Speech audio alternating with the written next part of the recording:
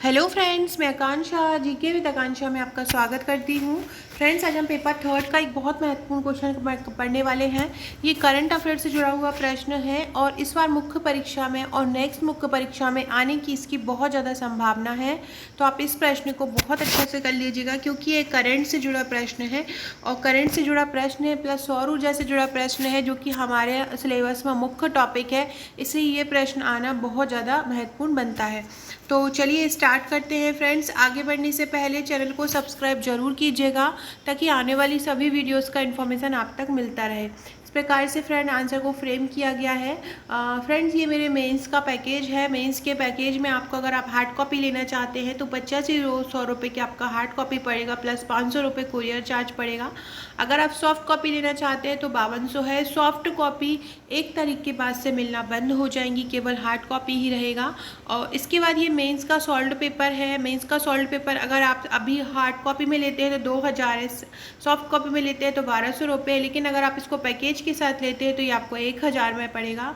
ये mains notes plus solve paper plus test, अगर आप ये लेते हैं मेंस सॉल्व प्लस टेस्ट तो आपको 10,100 की हार्ड कॉपी पड़ती है। यहाँ पे आपको मेंस मिलेंगे, सॉल्व पेपर मिलेंगे, जो टेस्ट सीरीज चल रही है मेंस की वो मिलेगी। आज भी टेस्ट है मेंस का। इसके बाद अगर सॉफ्ट कॉपी लेना चाहते हैं मेन सॉल्व और टेस्ट का तो वो आपको 6200 रुपये का रहेगा। प्री नोट्स अगर आप लेना चाहते हैं तो 4000 रुपये प्लस कुरियर चार्ज रहेगा प्री नोट्स का। लेकिन अगर आप मेंस प्री प्लस सॉल्व तीनों चीज़ लेना चाहते हैं तो इनके साथ टेस्ट सीरीज भी फ्री रहेगी और ये 13500 में आपको पड़ेगा। तो आप ये ले सकते हैं। इस प्रकार की टेस्ट सीरीज है। जैसे कि आज 30 तारीख है तो 30 तारीख को आज टॉपिक वाइज टेस्ट है, तो आज महाजनपद काल, जैन और बौद्ध धर्म का टेस्ट है। और ये फ्रेंड्स हमारे प्रीलिम्स के पैकेज है। इस प्रकार की 16 फाइलें आपको मिलेंगी और इन 16 फाइलों में बहुत अच्छी तरीके से कवर किया हुआ है। और लास्ट में 1000 वस्तुनिष्ठ प्रश्न और वन लाइनर दिए हुए हैं ताकि आपको कोई प्रॉब्लम ना आए। तो अब चलिए स्टार्ट करते हैं हमारा आंसर। क्वेश्चन है, हाल ही में मध्य प्रदेश के रीवा में 750 मेगावाट की रीवा सौर परियोजना को राष्ट्र को समर्पित किया है। जो विश्व की सबसे बड़ी परियोजना है, कितने मेगावाट की है? 750 मेगावाट की है। भारत के संदर्भ में इसके लाभ बताइए। क्या कारण है कि हम सौर ऊर्जा के क्षेत्र में अपेक्षित लक्ष्यों को प्राप्त करने में सफल नहीं हो रहे हैं? तो सबसे पहले हमें इसके परियोजना के बारे में लिखना है, फिर सौर ऊर्जा के बारे में लिखना है, फिर हमें बताना है कि हम क्यों इन सौर ऊर्जा के क्षेत्र में उच्चतम लक्ष्य प्राप्त नहीं कर पा रहे हैं। तो हम लिखेंगे सबसे पहले सौर ऊर्जा क्या होती है। तो सूर्य से जो हमें शक्ति प्राप्त होती है उसे हम सौर ऊर्जा कहते हैं। इस ऊर्जा को ऊष्मा में बदलकर अन्य प्रयोगों में लाया जाता है। इस ऊर्जा को प्रयोग में लाने के लिए हमें सौर पैनलों की आवश्यकता होती है। अगर हमें सूर्य की जो प्राप्त ऊर्जा है उसको उपयोग करना है सोलर एनर्जी के रूप में, तो इसके लिए हमें सौर पैनल चाहिए रहेगा, तभी हम इसको सौर ऊर्जा में बदल पाएंगे और हमारे लिए यूज़ कर पाएंगे। इस परियोजना में ये जो परियोजना बनी है रीवा में, इस परियोजना में एक सौर पार्क बनाया है जिसका क्षेत्रफल 1500 हेक्टेयर है। इसके अंदर स्थित 500 हेक्टेयर भूमि पर 250 मेगावाट की 3 सौर उत्पादन इकाइयाँ शामिल हैं। तो एक सौर पार्क बना है, उसका क्षेत्रफल कितना है? एक 1500 हेक्टेयर है और 1500 हेक्टेयर के अंदर 500 हेक्टेयर भूमि है, उस पर 250 मेगावाट की 3 सौर परियोजना जो उत्पादन इकाइयाँ बनाई गई हैं। इस सौर पार्क के विकास के लिए भारत सरकार की ओर से रीवा अल्ट्रा मेगा लिमिटेड को 138 करोड़ रुपए की वित्तीय सहायता दी जा रही है। तो ये रीवा अल्ट्रा जो मेगा सोलर लिमिटेड है जिसकी सहायता से बनाया जा रहा है, इसको 138 करोड़ रुपए की सहायता भारत सरकार दे रही है। और ये जो पार्क बना है, कोई भी चीज़ बड़ी एक कोई उद्यम मिलकर नहीं बनाता है, बहुत सारे उद्यमी मिलकर उद्यम मिलकर इसको बनाते हैं, कंपनियाँ मिलकर बनाती हैं। तो जो कंपनियाँ इसको मिलकर बना रही हैं वो है Rewa ultra mega solar limited, तो रीवा की थी। Madhya Pradesh Urja Vikas Nigam, solar energy corporation of India, ये संयुक्त उद्यम कंपनी है जो तीन जो इनसे ये जो सौर परियोजना है उसको मिलकर ये बना रही हैं। अब हम देखते हैं भारत में सौर ऊर्जा की स्थिति।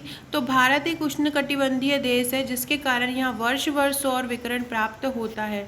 सूर्य प्रकाश के 3000 घंटे शामिल है, मतलब हमको सूर्य प्रकाश के 3000 घंटे प्राप्त होते हैं। भारत सरकार ने 2022 के अंत तक 175 गीगावाट नवीनीकरणीय ऊर्जा क्षमता का लक्ष्य निर्धारित किया है। भारत सरकार ने ये निर्धारित किया है क्या कि हम 2022 तक 175 गीगावाट नवीनीकरण ऊर्जा क्षमता का लक्ष्य निर्धारित करेंगे। नवीनीकरण ऊर्जा का मतलब होता है जिसको हम दोबारा से नवीनीकृत कर सके, दोबारा से यूज़ में ला सके।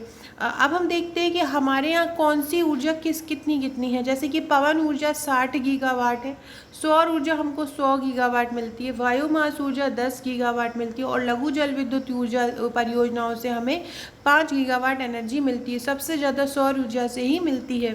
सौर ऊर्जा में जो सर्वाधिक योगदान होता है, जो सबसे ज़्यादा हमें सौर ऊर्जा मिलती है सौर में, तो रूफ टॉवर सौर ऊर्जा से मिलती है। रूफ टॉप सौर ऊर्जा 40% देती है, जो छत पे बनाए जाते हैं टावर, और सोलर पार्क से 40%। तो रूफ टॉप सौर ऊर्जा 40% देखिए, सोलर पार्क 40% देता है, बाकी अन्य साधन देते हैं।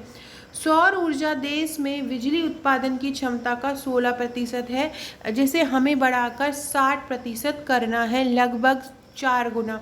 तो अभी हमारा 16% है, हमको 60% करना है, ये लक्ष्य है। तभी हम जो है सौर ऊर्जा के लक्ष्य को पा पाएंगे। एनर्जी जो हमारे इतनी ज़्यादा कंज्यूम होती है बढ़ती आबादी के कारण, उसको हम बचा पाएंगे।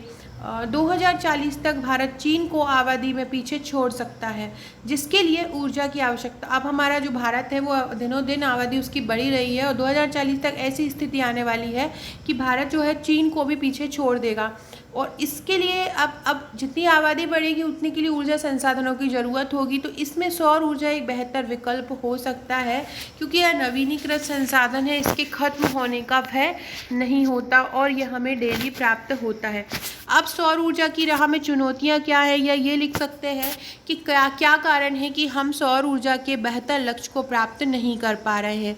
तो इसका क्या कारण है? सबसे पहले कि उसके लिए कुशल मानव संसाधन की आवश्यकता होती है और हमारे यहाँ उतने कुशल मानव संसाधन नहीं है जितने कि विकसित देशों के पास है। सेकेंड बात है कि जो सौर ऊर्जा पैनल होते हैं उनके लिए भूमि की ज़रूरत होती है जहाँ पे वो लग सके। तो हमारे यहाँ वो ज़मीन की उपलब्धता में भी कमी है। जो भारत में बने उसमें फोटोवोल्टिक सेल की ज़रूरत होती है, और भारत में जो फोटोवोल्टिक सेल बनते हैं वो दूसरे जो हमें क्या फोटोवोल्टिक सेल को दूसरे देशों से ख़रीदना पड़ता है, क्योंकि भारत में जो फोटोवोल्टिक सेल जो बनता है वो अन्य जो दूसरे जो हम खरीदते हैं उनके मुकाबले में कम दक्ष होता है। इसके अलावा इसमें जो और उपकरण लगते हैं उनके दाम भी, रेट भी बहुत ज़्यादा अधिक होते हैं। गुणवत्तापूर्ण जो सौर पैनल बनाने के लिए कुछ नीतियाँ ज़रूरत पड़ती है। नीतियाँ वही बना सकता है जिसके पास उच्च ज्ञान हो, इनका उच्च कौशल हो, लेकिन वो हमारे पास है नहीं है। औसत लागत प्रति किलोवाट 1 लाख रुपये से अधिक होती है, जो पैसा भी हमारे भारत के पास नहीं है। चीन से आयातित हम सेल भी कुछ कर देते हैं फोटोवोल्टिक सेल, लेकिन वो भी दक्ष नहीं है। अब सौर ऊर्जा की मांग दिनों दिन बढ़ रही है, उसके क्या कारण हैं? तो देखिए, अगर सौर ऊर्जा की बढ़ रही है आबादी, बढ़ती आबादी अनवीनीकृत ऊर्जा संसाधनों से पूरी नहीं हो सकती है। आधुनिक समाज जो है, दूसरा है आधुनिक समाज। आधुनिक समाज क्या है, इस चीज़ के बारे में समझ गया है। घर लगाने से पहले वो छतों पर अपना रूफ टावर लगा ले, सौर ऊर्जा के लिए व्यवस्था करके रखे। तो ये आधुनिक समाज जो है वो उसकी महत्ता को समझ गया है, तो इसलिए इसकी मांग भी बढ़ रही है। तीसरी है जीडीपी वृद्धि। अब बिजली हमारे यहाँ इतनी महंगी है तो जिसके कारण जीडीपी कम है। अगर हम सौर ऊर्जा का यूज़ करेंगे, अपने घर पे ही बिजली बनाएंगे, तो हमारा जीडीपी की वृद्धि दर भी बढ़ेगी। विद्युतीकरण दर भी बहुत ज़्यादा है हमारे यहाँ देश में, तो विद्युतीकरण दर से भी निपटने का सौर ऊर्जा एक बहुत अच्छा विकल्प है। सौर ऊर्जा को बुनियादी ज़रूरतों में माना जाना चाहिए। ऊर्जा के नए स्रोत हमेशा तलाशते रहना चाहिए। सौर ऊर्जा उत्पादन भारत की ऊर्जा मांगों को बहुत हद तक पूरा कर सकता है। लास्ट में हमने निष्कर्ष में ये लिख दिया। तो इस प्रकार फ्रेंड हमने क्या क्या लिखा, सौर ऊर्जा क्या होती है, सौर ऊर्जा क्या होती है ये लिखा हमने। रीवा सौर परियोजना के बारे में लिखा। इसके बाद कौन कौन इसको मिलके बना रहा है, भारत में सौर ऊर्जा की क्या स्थिति है। फ्रेंड्स, ये मेरे साइंस ट्रैक के नोट्स है। साइंस ट्रैक के नोट्स में आपको ये मिल जाएगा, मध्य प्रदेश की फाइल में आपको ये मिल जाएगा।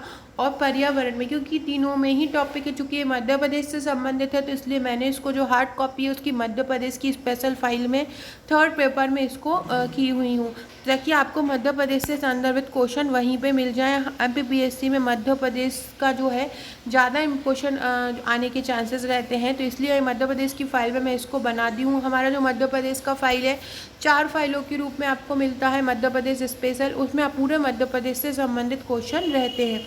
अगर आप मेरी नोट्स बुक करना चाहते हैं तो आज ही हमें इस नंबर पर व्हाट्सअप कीजिए। प्रीलिम्स लेना चाहते हैं तो प्रीलिम्स के लिए व्हाट्सअप कर सकते हैं। अगर आप पूरा पैकेज लेना चाहते हैं तो पूरा पैकेज भी आप ले सकते हैं। Okay friends, thank you.